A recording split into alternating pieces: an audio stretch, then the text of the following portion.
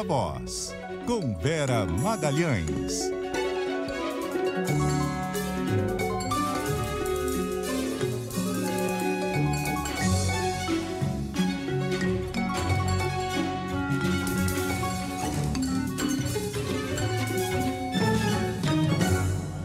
Olá, muito boa tarde, boa noite para vocês. Aliás, são 6h03, diretamente dos estúdios da CBN em Brasília, Carolina Moran. Estúdios recém-reformados, tem um lambri todo bonito aqui para quem nos assiste por imagens no Globoplay, no aplicativo da CBN, nas demais plataformas. Estou sendo bem recebida aqui, café, água e o carinho da equipe de Brasília. Boa noite para você. Boa noite, Vera. Eu ia comentar que o cenário aí tá bonito. Volta e meia o Muniz faz o programa da CBN Brasília, mas tá chique demais, hein? Cenário rolou novo. Um pack do Guilherme Muniz aqui, como ele estava vindo muito, eles acharam que precisavam dar uma geral aqui no estúdio para ficar à altura daqueles olhos verdes. Então eu estou me beneficiando da reforma aqui agora, Carol. Muito bom. Semana quente em Brasília, né? Agora sob nova direção, nova gestão na Câmara e no Senado. Já tomei uns 5 cafés, já fiz um rolê por aqui, vou tentar trazer alguns bastidores para vocês e vim visitar o reportariado que a gente conversa todo dia também no ar. Já está aqui do meu lado no estúdio, aliás, a Ana Carolina Tomé, porque é com ela que a gente começa a conversa de hoje, que um dos grandes assuntos do dia foi a ata do Copom e tudo que ela trouxe em termos de recados políticos e econômicos. A Ana vai esmiuçar aqui para a gente. Boa noite, Ana. Boa noite, Vera. Boa noite, Carol. Boa noite também para os nossos ouvintes. É isso, Vera. A taxa de juros em março deve chegar a 14,25% ao ano. A previsão está na ata do Copom divulgada hoje. Os diretores do Banco Central avaliam que, diante do cenário adverso para a inflação, será necessário aumentar mais uma vez os juros em 1 ponto percentual na próxima reunião do Comitê de Política Monetária. Ao justificar a decisão da semana passada de elevar em 1 ponto a taxa Selic, o Copom alerta que o ciclo de alta da inflação deve permanecer pelo menos até o meio do ano, com o novo estouro da meta. Segundo o Copom, os preços de alimentos se elevaram de forma significativa em função, dentre outros fatores, da estiagem observada ao longo do ano e da elevação de preços de carnes. Ainda segundo o Copom, esse aumento tende a se propagar para o médio prazo. O ministro da Fazenda, Fernando Haddad, minimizou o recado da ata e afirmou que a queda na cotação do dólar e a safra de alimentos deste ano devem reduzir o valor dos produtos. Primeira coisa, né? O dólar estava 6,10, está 5,80. Né? Isso já ajuda muito, né? Porque essa escapada que deu... Estão trazendo, com a ação do Banco Central, a ação do Ministério da Fazenda, essas variáveis macroeconômicas se acomodam em outro patamar e isso certamente vai favorecer. E eu estou muito confiante de que a safra desse ano, por todos os relatos que eu tenho tido do pessoal do agro, vai ser uma safra muito forte. Isso também vai ajudar. O Copom destacou ainda uma preocupação com o cenário externo incerto, em função da conjuntura e da política econômica nos Estados Unidos, e reforçou uma apreensão com a inflação de serviços que está acima do nível compatível com o cumprimento da meta. Para o economista André Perfeito, esse ponto é o que chama mais atenção e reforça novos aumentos nas próximas reuniões. Fica esse recado muito forte do Banco Central e mais do que isso, né? Você também vê eles discutindo ali a respeito do estouro das projeções de inflação, né? Tá desancoradas as expectativas de inflação no Brasil. Muito provavelmente o Banco Central, além dos 100 pontos base de alta da próxima reunião, deve iniciar, né, ainda subindo, mas suavizando as altas. O fato é, o Banco Central está deixando muito claro que ele vai matar no peito, por assim dizer, a questão da inflação e fazer via o remédio bastante amargo e que vai ser bem forte da taxa de juros do Brasil. E olha, Vera, a ata ainda manda um recado ao governo, novamente destacando a importância de uma política de corte de gastos e de posicionamentos críveis por parte do governo ao mercado. O comitê reforçou a visão de que o esmorecimento no esforço de reformas estruturais e disciplina fiscal, o aumento de crédito direcionado e as incertezas sobre a estabilização da dívida pública têm o potencial de elevar a taxa de juros neutra da economia. Vera. Obrigada, Ana, pelas suas informações. É isso, Carol, uma ata que veio num tom mais duro do que se esperava. Eu achei uma boa medida, isso foi importante. É importante para o Gabriel Galípolo, nesse início, mostrar... É como aquele caso da mulher de César, a qual não basta parecer honesta, ser honesta tem que parecer honesta. No caso dele, não basta ser autônomo e independente, ele tem de parecer aos olhos do mercado e dos demais agentes econômicos também autônomo e independente. E foi isso que a primeira reunião sob sua direção procurou fazer, procurou mostrar que não vai haver nenhum tipo de cavalo de pau, não vai ter nenhum tipo de heterodoxia, que eles não estão flertando com algum grau de tolerância com uma inflação desancorada. E isso foi bom e calhou de convergir para um momento em que toda a ameaça tarifária do Donald Trump vai se mostrando um pouco ali megalômana e pouco efetiva. Tudo isso contribuiu para que o mercado se acalmasse. Aliás, é um movimento que vem nos últimos dias. O mercado vem tirando o pé do acelerador, inclusive na questão cambial. O ministro Fernando Haddad usou isso para uma expectativa dele de que a inflação caminhe para a meta ao longo do tempo, porque o dólar estava escapando, como ele disse. Ele estava ali muito sujeito a essas flutuações, fruto de um certo nervosismo com o cenário interno e externo. Mas a gente não tem garantia de que essa tranquilidade, essa calmaria vai continuar. O que o Banco Central faz olha, por enquanto, que a gente tem uma inflação que está fora da meta e correndo o risco de ficar fora da meta no próximo relatório de inflação que a gente tem que fazer. Então, nossa obrigação continua a ser ter de administrar os remédios amargos. E assim veio a ata. É bom que seja assim. Ajuda, inclusive, o próprio governo na sua tarefa de retomar a credibilidade junto ao mercado. Até porque, né, Vera, essa taxa de juros depende de fatores sobre os quais o governo tem controle e fatores que a gente não controla, né? O governo tem que fazer o dever de casa na área fiscal, mas tem toda essa turbulência no mundo, sobretudo no governo Trump. Ele anuncia tarifaço, depois volta atrás. Tem expectativa de pressão inflacionária dentro dos Estados Unidos, com elevação de preço, elevação do custo da mão de obra, o que pode levar a aumento de juros por lá. E aí a gente sabe que tem impacto de aumento de juros por aqui. Então o Banco Central ali tentando calibrar, mas tem uma boa parte disso que ele não tem controle, né? Exatamente. E aí o Banco Central, a meu ver, está ajudando o governo. Pode ter gente que vai ficar brava, achar que não é para isso que o Gabriel Galípolo foi colocado ali, que tem que baixar os juros. A gente provavelmente vai ouvir um ou outro petista, um ou outro ministro nesse tom daqui para frente. Mas se eles compreenderem que ele, Banco Central, está dizendo exatamente o que os agentes econômicos esperavam ouvir, isso vai ser bom para que o governo tenha a possibilidade de fazer a sua política fiscal funcionar, dar mais mostras de comprometimento com corte de gastos. E hoje, inclusive, numa entrevista ao Valor, o secretário do Tesouro, Rogério Seron, foi nessa linha, falando ali que o governo também tem a missão e a preocupação e o compromisso de reancorar a inflação, que está alinhado, está preocupado com isso, que evitar que a inflação futura dispare, que ela volte para a meta. Então, tudo isso são boas notícias para o governo, além do fato de que o ministro Fernando Haddad está iniciando esse ano legislativo já com a mão na massa, tentando organizar com o parlamento a votação do orçamento, que é uma missão que ficou do ano passado, organizando uma saída política para os vetos à regulamentação da reforma tributária, que foi uma coisa que deixou o Congresso meio cabreiro ali, meio irritado. Então, são boas as notícias para o governo nesta seara, com essa ata do Copom, a meu ver. O que está causando aí algum grau de ruído, Carol, é a questão da fala do Lula na conversa com o senador Davi Alcolumbre, segundo a qual vai ser dado o ok para que a Petrobras promova as pesquisas para a exploração do petróleo ali na margem equatorial.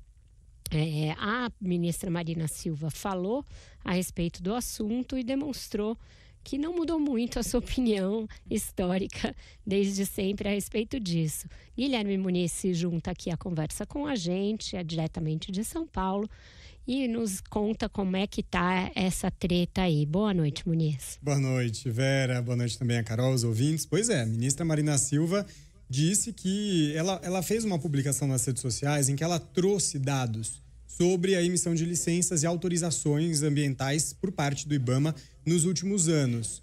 Claro, trazendo aí uma base técnica, né, para toda essa discussão. Ela explicou que essas liberações todas são feitas segundo critérios técnicos definidos em lei para cada atividade. Ela disse que as liberações precisam atender ao desenvolvimento socioeconômico, desde que seja compatível com o meio ambiente ecologicamente equilibrado. E aí, nesse post, ela trouxe, inclusive, dados mostrando que ela contabiliza ali mais de 1.000 licenças e autorizações ambientais que foram concedidas pelo IBAMA em 2 anos, mostrando que não é que esses processos estão parados, né, interrompidos. Segundo Marina Silva, os dados de 2024 representam, inclusive, um aumento de 10% em relação a 2023, e os dados mostrados por ela nessa publicação mostram que a maior parte dessas licenças está ligada ao setor de petróleo e gás. A manifestação da ministra foi feita, portanto, como você disse, poucas horas depois de vir a público a informação de que Lula fez um aceno ao presidente do Senado, Davi Alcolumbre, a respeito dos estudos técnicos para a exploração de petróleo na margem equatorial. A garantia do presidente Lula foi dada durante o encontro que ele teve com os novos presidentes da Câmara e do Senado, e esse assunto dessa exploração foi levantado por Davi Alcolumbre, porque o Amapá, que é o berço político do senador, seria um dos estados mais beneficiados caso essa exploração venha a ser concretizada. A autorização para a Petrobras explorar a área tem que ser feita pelo IBAMA, só que o IBAMA já negou esse pedido no ano passado. Em 2018, o órgão já tinha negado a emissão de uma licença ambiental nessa mesma área. E em dezembro, a estatal apresentou novos estudos e, inclusive, instalou, disse que ia instalar ali um centro de reabilitação e despetrolização da fauna. E esse centro vai ficar mais perto de onde ocorreria a perfuração. São medidas para mostrar que seria viável fazer esse avanço. O presidente do IBAMA, Rodrigo Agostinho, admitiu que o fato desse centro estar mais perto é positivo, mas ele lembrou que a perfuração a mais de 2.000 metros de profundidade é sim uma atividade de grande risco. E também nessa terça-feira, quem se manifestou sobre esse assunto foi a presidente da Petrobras, Magda Chambriard. Ela afirmou que a empresa já atendeu a todas as demandas feitas pelo IBAMA e destacou que o Centro de Reabilitação da Fauna vai ficar pronto no Oiapoque em março. Segundo ela, a Petrobras já entregou um relatório com todas as demandas e explicações sobre o assunto e ressaltou que agora cabe ao IBAMA avaliar o material. No ano passado, vamos lembrar aqui que Lula disse que o Brasil não deixaria de pesquisar a área, mas para não entrar ali no embate direto com a ministra Marina Silva, que é contra, ele afirmou que a Petrobras faria tudo respeitando, direto com a ministra Marina Silva, que é contra, ele afirmou que a Petrobras faria tudo respeitando o meio ambiente. Já o ministro de Minas e Energia, o Alexandre Silveira, ele defende essa proposta e já disse esperar que a exploração saia ainda nesse ano. O governo estima arrecadar até R$1 trilhão com a produção de petróleo na região. Vera. Pois é, tá criada aí a celeuma, Carol e Muniz, porque a gente tem posições muito claras a esse respeito e elas não são convergentes.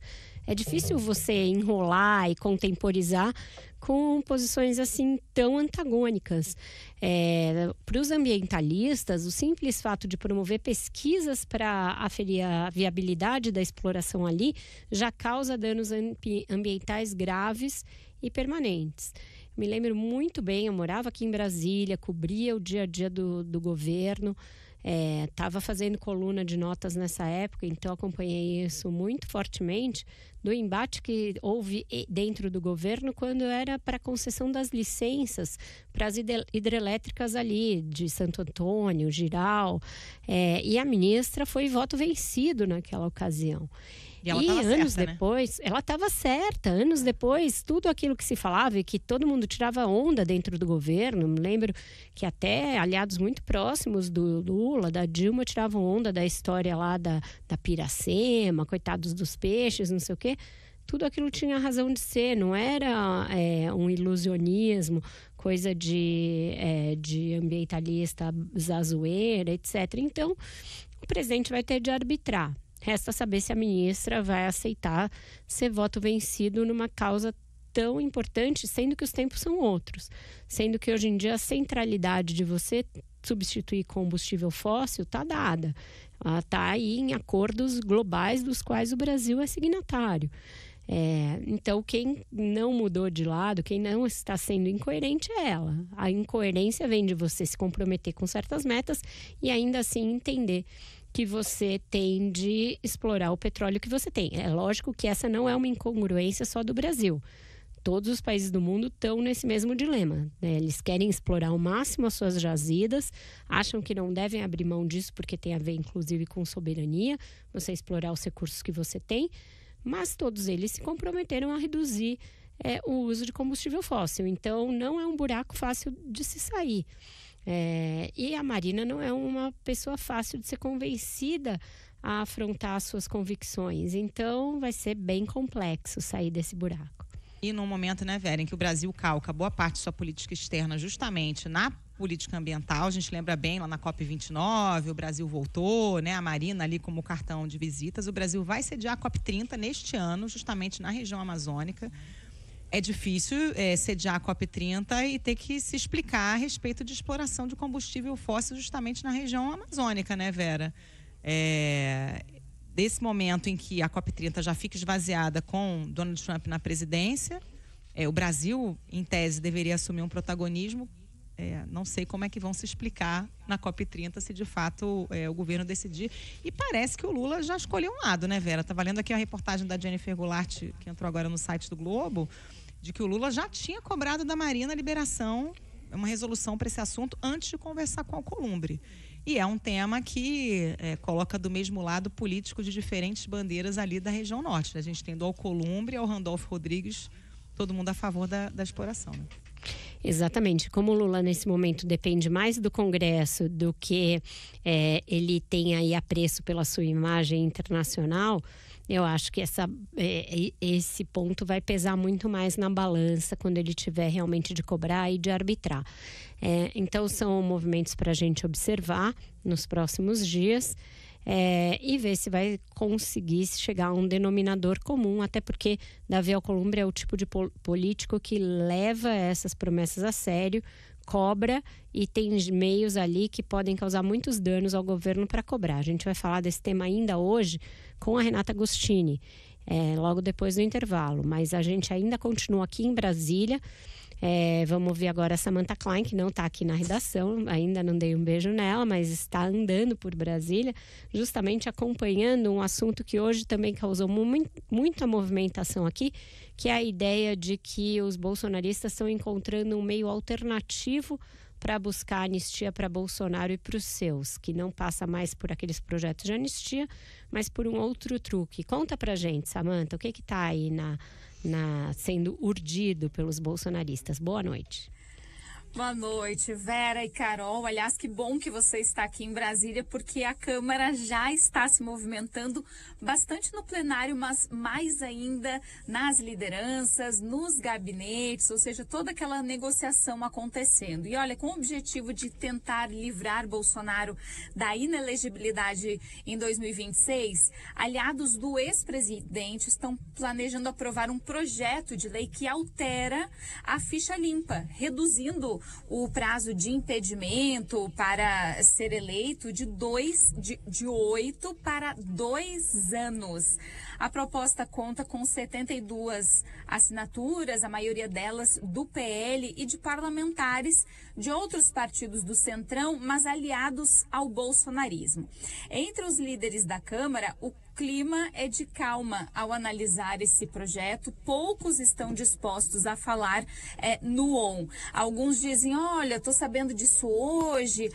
O deputado Bibo Nunes, que é o autor, anunciou hoje na tribuna, sendo que estamos falando desde este projeto, aí, principalmente desde o último sábado, porque o deputado Bibo Nunes afirmou que conversou com Bolsonaro quando ele veio conversar com a bancada do PL, pedir votos aí em Hugo Mota e também Davi Alcolumbre para a presidência da casa, e que ele tirou foto aí com Bolsonaro e garantiu que traria à tona esse projeto nesta semana. Por outro lado, líderes aí mais ligados ao governo diziam o seguinte: olha, ok que ele esteja apresentando esse projeto, não surpreende, porém vai surpreender se ele tiver votos para isso.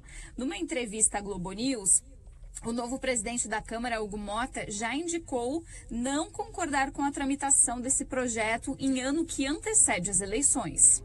Eu entendo que essas situações que têm muita ligação com a eleição do ano que vem, elas sempre serão muito polêmicas em sendo pautadas, tanto no Senado Federal como na Câmara dos Deputados. Então, eu vou aguardar o projeto chegar, nós adotaremos, a partir de agora, um rito de muita previsibilidade nas pautas que serão votadas, nos relatórios que serão apresentados acerca de cada projeto de lei, de cada matéria que fosse aprovada. Isso foi um pedido praticamente da unanimidade da Casa.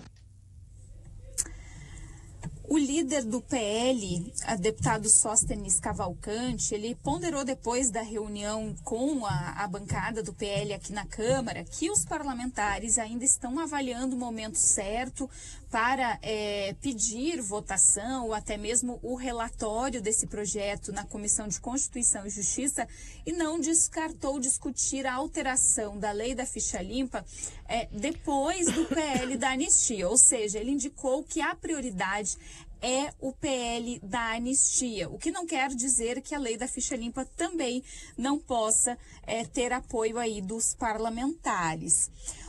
O relator é o deputado Felipe Barros, também do PL. Ele foi escolhido na Comissão de Constituição e Justiça, mas esse foi o último andamento do projeto que está tramitando aí desde 2023 aqui na Câmara.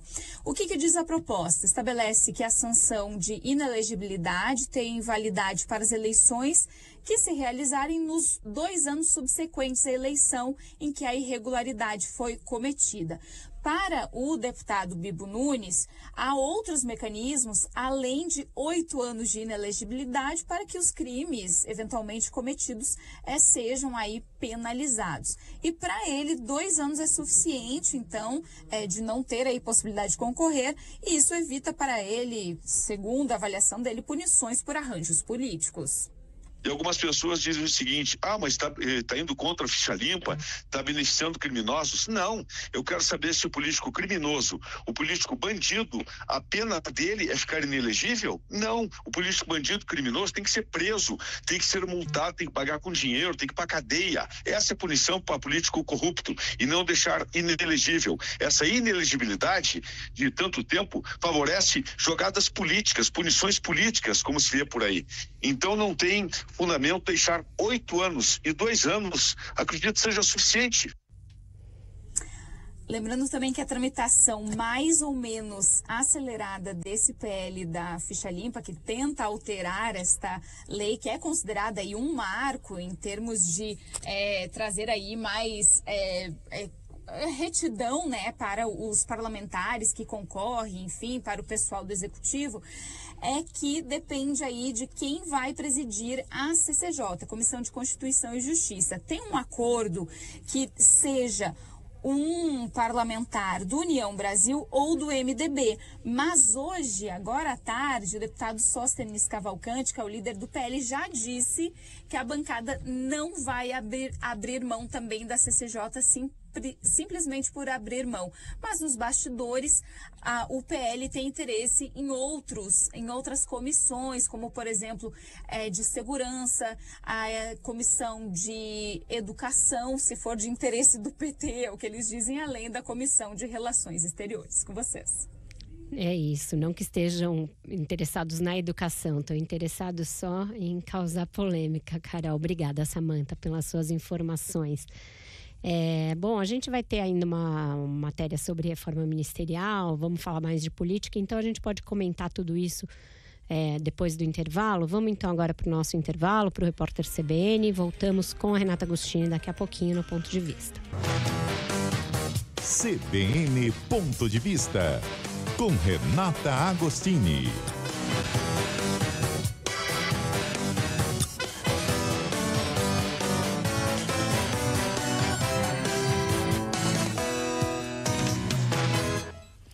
Muito boa noite para você, Renata Agostini. Vim aqui na sua terra te visitar.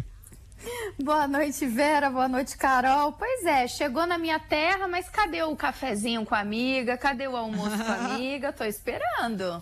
Vai rolar. Controla essa ansiedade. Para que essa ansiedade, essa angústia, como diria o general Pazuello? É isso. Por que eu tenho que estar no fim da fila? Tem que ter ministro na minha frente? Não aceito assim.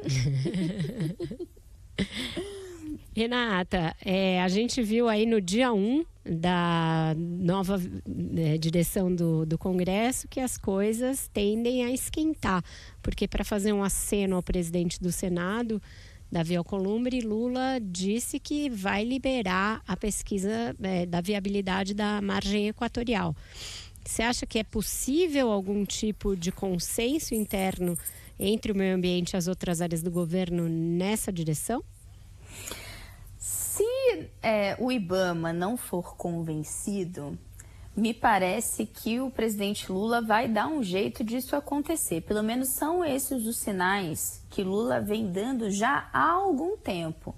Ao que tudo indica, a paciência do presidente com essa história está acabando. E tem um outro elemento aí no horizonte que podem contribuir para a gente, enfim, ver um desfecho sobre essa história. Por que eu digo isso? O presidente Lula já deu em algumas entrevistas declarações de que, na sua visão, seria pertinente olhar para a exploração no que chamamos de margem equatorial ou na foz do Amazonas, né? Esse nome que leva todo mundo a pensar, claro, né, na biodiversidade da floresta amazônica e leva muitos ambientalistas a ficarem alarmados com a possibilidade de se abrir essa nova fronteira de exploração de petróleo. Ocorre que o presidente, há algum tempo, dá sinais de que acolhe os argumentos de uma ala do próprio governo, muito ilustrada pelo comando atual do Ministério de Minas e Energia, de que, primeiro, é necessário abrir novas fronteiras de exploração diante do esperado declínio da produção no pré-sal, que deve ocorrer a partir de 2030, e de que esses recursos do petróleo e da exploração do combustível fóssil serão necessários para que o país possa financiar a sua chamada transição energética, ou seja, ir abandonando de um lado combustível fóssil para abraçar apenas energias limpas, energias verdes. O IBAMA até agora, e aqui, gente, vale a gente falar, o IBAMA é a voz final e é a voz técnica sobre esse assunto. Até agora não se convenceu. Entende que a Petrobras, para seguir adiante, e aqui, gente, para a gente só lembrar que essa discussão é muito complexa, se arrasta há muito tempo e a gente está falando só do início das pesquisas. Ou seja, da autorização para a Petrobras começar a perfurar e entender onde tem ou não viabilidade para tentar tirar petróleo de lá. Então, a gente está falando de uma etapa bastante inicial, porém necessária para que um dia o Brasil possa tirar petróleo dali. O IBAMA até agora entende que a Petrobras tem que tomar mais medidas.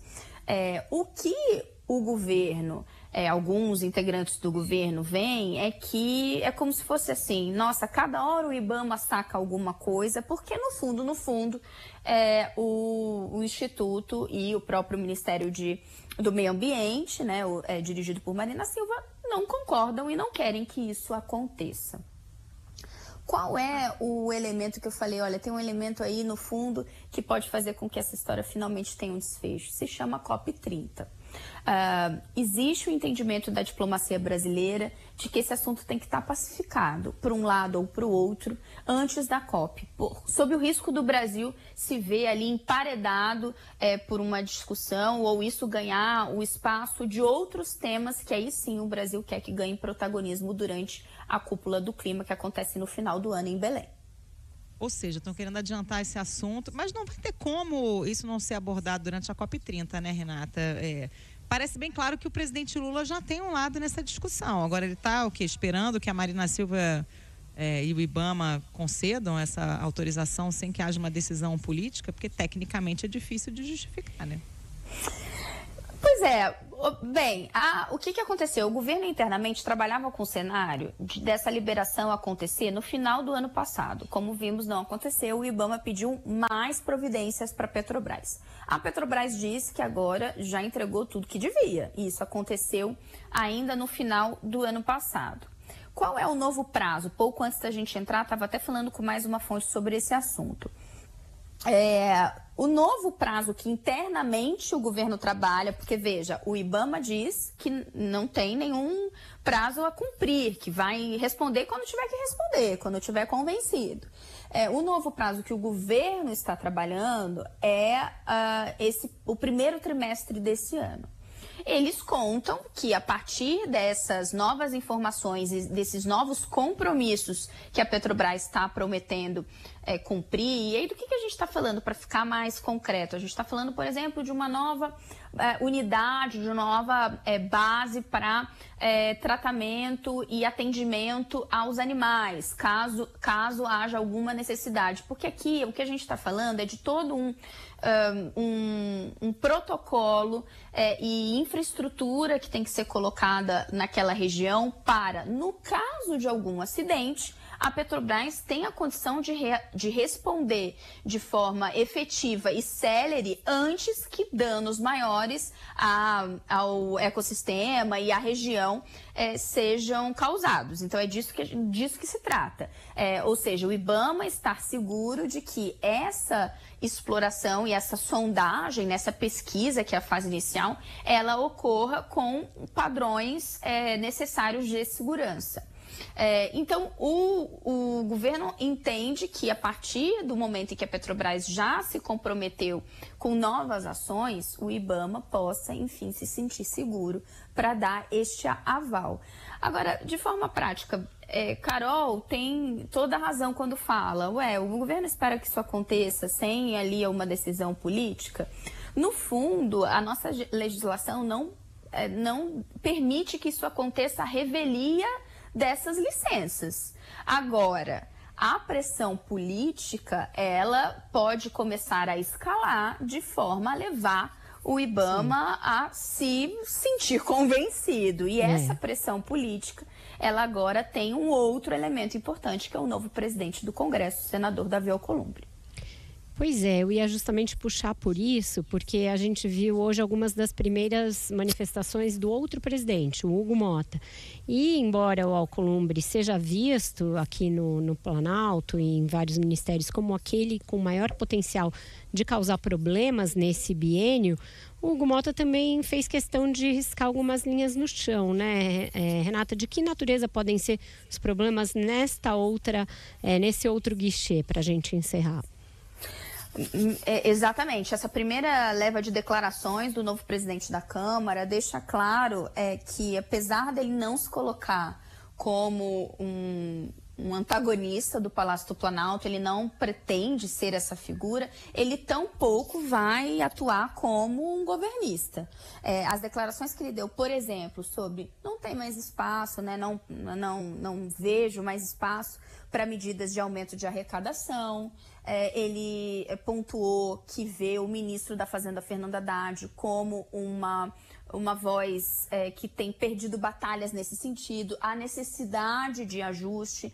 Tudo isso faz com que, indica ao menos, né, que o governo vai ter que sentar para negociar e pode, em algumas situações, encontrar uma barreira no atual presidente da Câmara para fazer avançar alguns projetos. Uma dúvida que temos, né, que teremos, é como vai ser o posicionamento dele na tramitação, por exemplo, da reforma do imposto de renda, que é uma pauta popular, é uma aposta do Lula de aumentar a isenção do imposto de renda, mas tem reflexos significativos nessa ambição do ajuste fiscal. Se o Hugo Motta está se colocando como um defensor desse tipo de pauta, né, da necessidade de se levar as contas públicas para o azul, ele vai ter dificuldade de ser um defensor desse outro tipo de medida.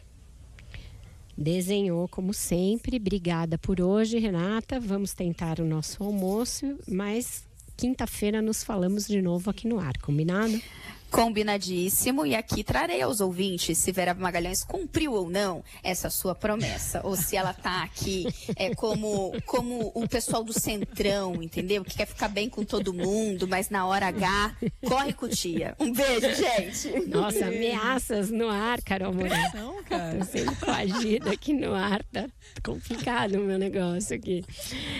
Mas seguindo aqui com o nosso cortejo, está aqui no estúdio comigo agora o Igor Cardim, e vai falar sobre o ministro Fernando Haddad, que está falando aí sobre o pacote fiscal, enaltecendo as medidas, dizendo que elas foram responsáveis por uma contenção de despesas grande, ou seja, está tentando dar todas as mostras para os agentes econômicos de que está totalmente na linha da responsabilidade fiscal. Boa noite para você, Igor. Oi, Vera, muito boa noite para você, para Carol, para o nosso ouvinte. Prazer ter você aqui no nosso estúdio, obrigada, reformado. Muito chique. Pois é, o ministro da Fazenda, Fernando Haddad, disse que as medidas aprovadas pelo Congresso no ano passado geraram uma contenção de 30 bilhões de reais no orçamento do governo. Com isso, será possível reacomodar esse valor dentro da previsão para esse ano. O governo quer fazer alguns ajustes no texto, que já está pronto para ser votado, mas precisa, por exemplo, incluir programas como o Pé de Meia e o Vale Gás, que ainda não se sabe o impacto deles no orçamento. O ministro da Fazenda disse que já está em contato com o relator para definir os ajustes. Mostrando onde não vai precisar recurso novo e onde nós vamos poder remanejar as duas coisas. É mais ou menos meio a meio. 15 bi de recurso novo que seria necessário vai deixar de ser e abre espaço de outros 15 bi em rubricas para acomodar eventuais pressões de outros programas. Questionado sobre a inflação e o impacto dela no preço dos alimentos, Haddad adotou um tom otimista e afirmou que algumas variáveis, como o dólar, devem se acomodar num patamar mais favorável com o tempo. Disse ainda que a safra deste ano será muito forte e deve ajudar a baixar os preços nos supermercados. Haddad falou com jornalistas após um encontro com Lula. A reunião foi para definir os próximos passos do governo em relação ao veto feito por Lula na reforma tributária que acabava com a isenção dos fundos imobiliários e do agronegócio. A medida gerou polêmica e provocou insatisfação das maiores bancadas do Congresso. Deputados alertaram que derrubariam o veto e, diante da possibilidade de derrota, Haddad conversou então com Lula e disse que o governo deve enviar um novo projeto para resolver esse impasse. Vera e Carol.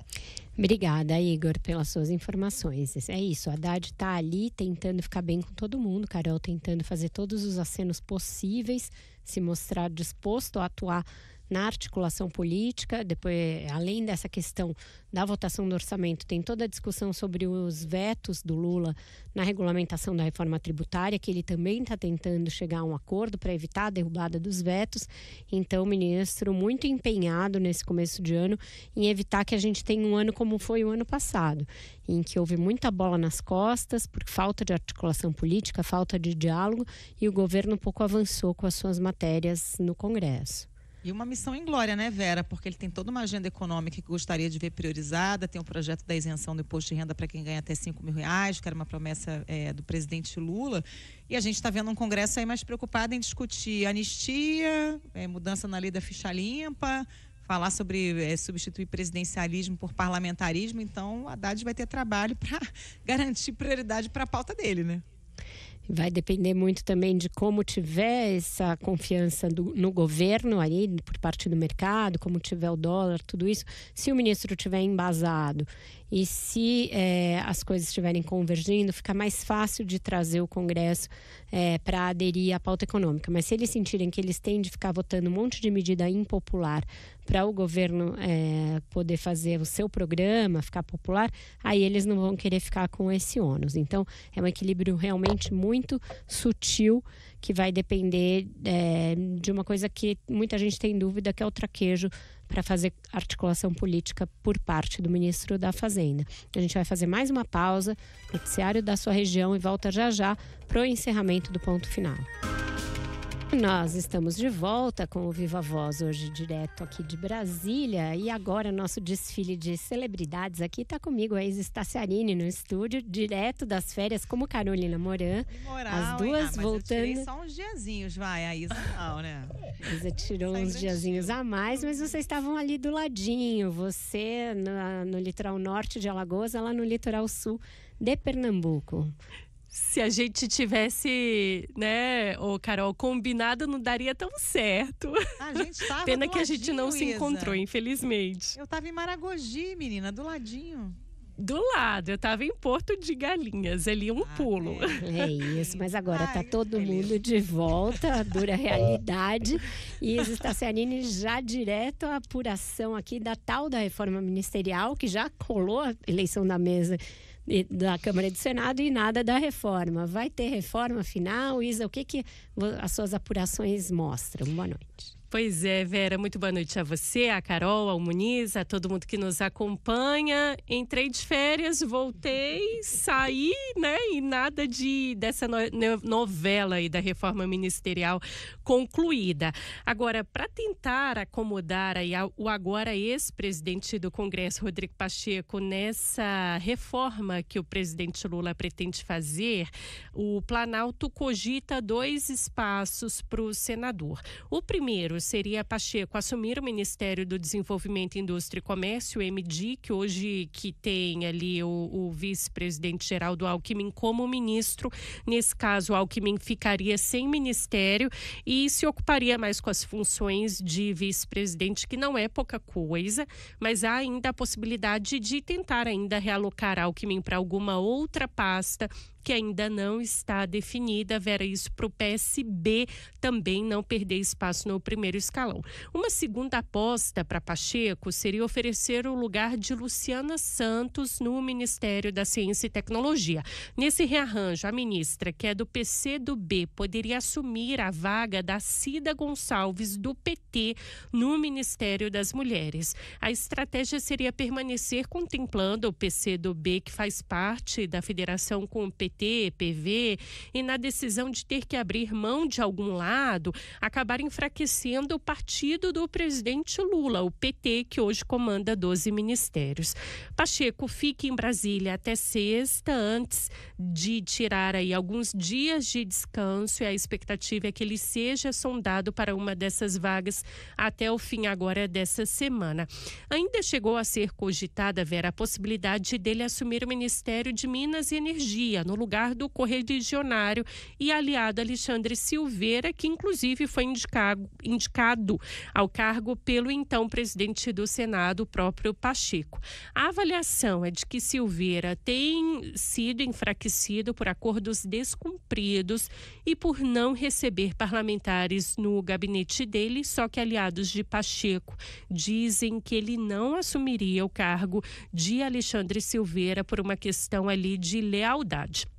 Agora falando do futuro do ex-presidente da Câmara, Arthur Lira. Um destino cotado é o Ministério da Agricultura. Lira assumiria, nesse caso, o lugar de Carlos Fávaro, do PSD de Gilberto Kassab. A bancada da Câmara do PSD tem cobrado de Lula um ministério com maior protagonismo, maior ponta, mais espaço para entregas ali nos estados.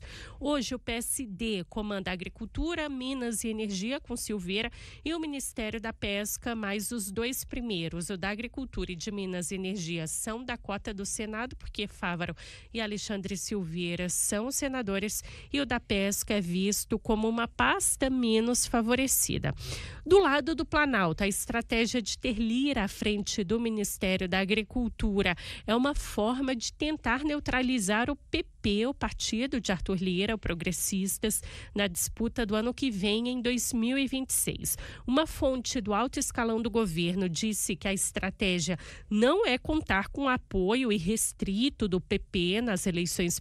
Pacheco para o governo, mas tirar o Alckmin do MDIC para dar a ele a ciência e tecnologia seria ali uma pasta com bem menos recursos, bem menos visibilidade, sendo que o PSB já perdeu espaço. Exatamente. Quando o próprio Márcio França foi desalojado lá do Ministério de Portos e Aeroportos para ficar com um pedacinho menor do próprio MIDIC, né? Então, não é uma coisa simples com alguém que tem sido muito leal, como é o caso do Alckmin. E no caso do Silveira, não sei se você concorda comigo, Isa, mas o que eu vejo das conversas que eu tenho é que ele, sim, entrou pelas mãos do Pacheco, mas hoje ele construiu um caminho próprio ali com o Lula, né? Foi isso que eu ouvi, com a Janja, com o Lula, muito próximo dos dois, então talvez ele se segure muito nessa base, né? Eu ouvi, inclusive, Vera, antes mesmo de eu sair de férias, que o próprio presidente hoje tem muita confiança no Alexandre Silveira. Apesar dele ser cota ali do Pacheco na época da indicação ao cargo, hoje é como se fosse uma cota pessoal do Lula e não mais do Pacheco. E o Pacheco, pelo que eu ouvi hoje, ele não assumiria, se fosse oferecido a ele, o que é bastante improvável, mas ele também não assumiria por uma questão de lealdade com o correligionário ali de Minas Gerais, etc. Criaria um problema em Minas, que é onde eles precisam de solução, né? Não de problema, porque eles têm ali uma falta de palanque para a eleição para governador. Então é isso, terminado esse nosso cafezinho com tricô aqui, Carolina Moran, ficamos por aqui por hoje. Um beijo, Vera, para você, manda um beijo pro pessoal em Brasília, amanhã tem mais. Amanhã tem mais, até lá.